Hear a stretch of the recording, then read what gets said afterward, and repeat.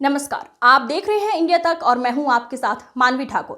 पीरपैंती विधानसभा क्षेत्र से महागठबंधन के संभावित प्रत्याशी शिक्षक से त्याग पत्र देकर अशोक राम ने सामाजिक सेवा निस्वार्थ रूप से सेवा करने की संकल्प लिए हैं। अशोक राम ने प्रेस वार्ता के दौरान बताया कि मैं जब सरकार के अंदर कार्य कर रहा था तो खुलकर समाज की सेवा नहीं कर पा रहे थे। अब मैं निस्वार्थ भाव से गरीब पीड़ित लोगों को जागरूक कर सेवा प्रदान किया जाएगा।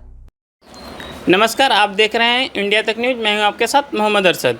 अभी हम मौजूद हैं बुद्धूचक गांव में और बुद्धूचक गांव से राजद के भावी प्रत्याशी अशोक राम जी से मुलाकात हुई है और इनसे बातचीत करेंगे कि अगर राजद से इनको टिकट मिलता है और ये विजयी होते हैं तो आगे का विधानसभा में क्या इनका कार्यकाल रहेगा, क्या ये विचार करेंगे, जनता का क्या हित करेंगे, उस पर हम चर्चा करेंगे। सबसे पहले आपका स्वागत है इंडिया तक। जी, आपका भी बहुत बहुत स्वागत है।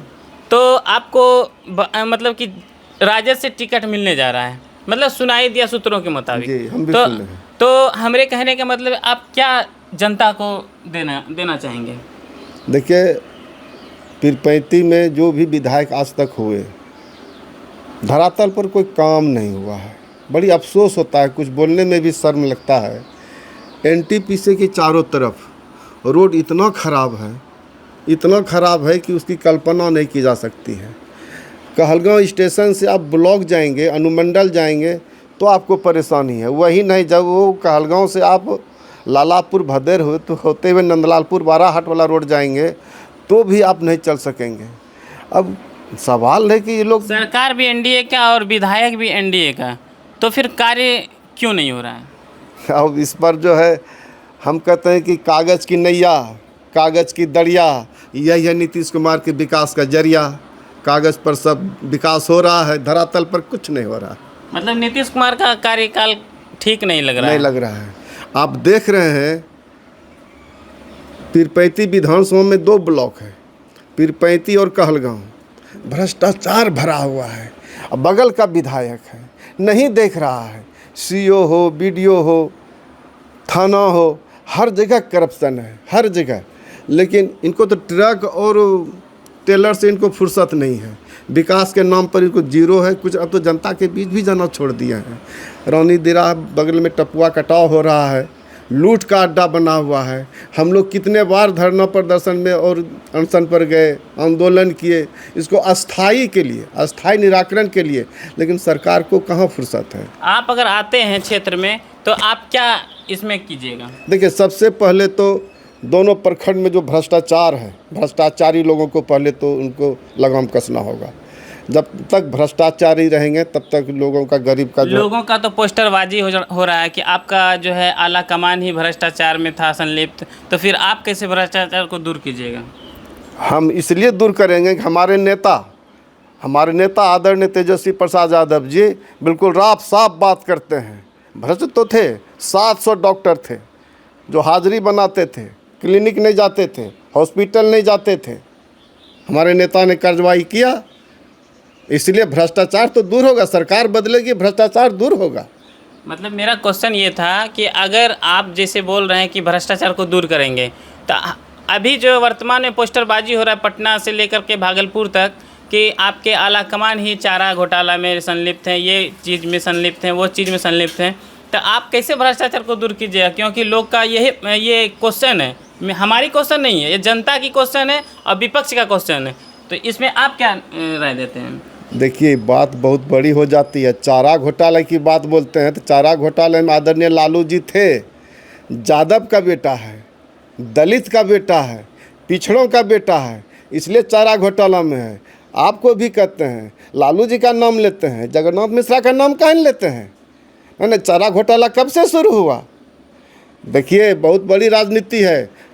जगदेव बाबू कहते थे 100 में 90 शोषित है, शोषितों ने ललकारा है, धन धरती और राजपाट पर 90 भाग हमारा है। 90 भाग का जब शासन था, लालू यादव का शासन था, गरीबों का शासन था, तो यही सामंती लोग कहा कि नहीं, ये जो जंगल राज है और हमारे नेता को चारा चोर में फंसाया गया। क्या निकला? बहुत तरह का जांच हो रहा है, रोज़ ईडी सीडी सीबीआई रोज हो रहा है। क्या कर लिया? क्या निकल गया?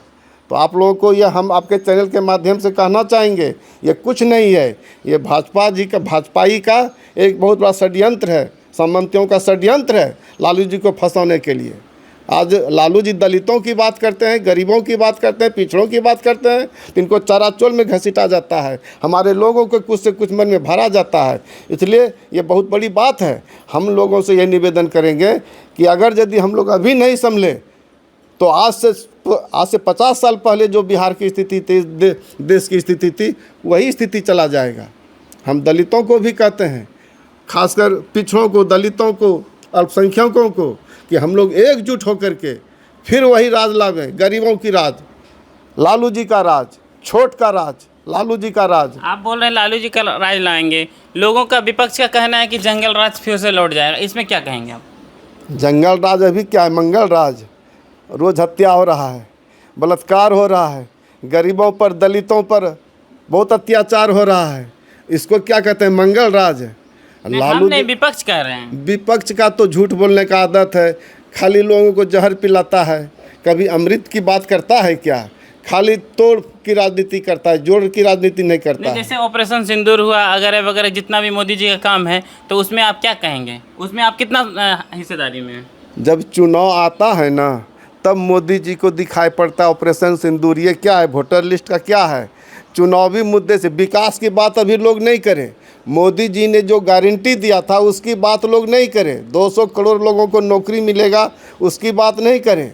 बात करें भी वोटर लिस्ट में नाम कैसे जुड़ेगा, वोटर लिस्ट पर लोगों को फोकस है, विकास के नाम पर अभी जो है कोई बात नहीं है। अब तो एनटीपीसी एक था आपके अनुमंडल में, अब 2 एनटीपीसी होने जा रहा है, इसमें आप किसका योगदान कहिएगा या किसका विकास कहिएगा? देखिए, इस पर अभी विकास का जब तक एनटीपीसी बन नहीं जाता है, ये तो हमारे लालू जी ही सोचे थे, लालू जी का देन है। ये तो विक्रमशिला विश्वविद्यालय हो या एनटीपीसी हो, भागलपुर रेलवे स्टेशन हो, डीआरएम कार्यालय हो, ये हमारे लालू प्रसाद यादव जी ने नींव डाला था, लेकिन वर्तमान सरकार ने इसको जो है ठंडे बस्ते में रख दिया था। नज़र से देख रहा है। आप तो बोले कि रविदास का जनसंख्या पासवान से अधिक है। हाँ। तो इसका मतलब ये कि आप रविदास के बारे में सोच रहे हैं कि और सब जाति के बारे में सोच रहे हैं? देखिए, राजनीति जाति से नहीं होती है, राजनीति जमात से होती है। ये हमारी क्वेश्चन नहीं, जनता की नहीं, क्वेश्चन। ठीक है, जमात से होती है, और हम उस समाज से आते हैं जो समाज सदियों से पिछड़ा हुआ है, तो उनके लिए तो कुछ सोचना होगा, चाहे तो शिक्षा हो, रोजगार हो, विशेष ध्यान देना होगा। लेकिन फिर भी सबके लिए। आप शिक्षा के बारे में बोले तो आप खुद शिक्षक थे, तो शिक्षक से आप मतलब कि रिटायर कर गए या फिर आप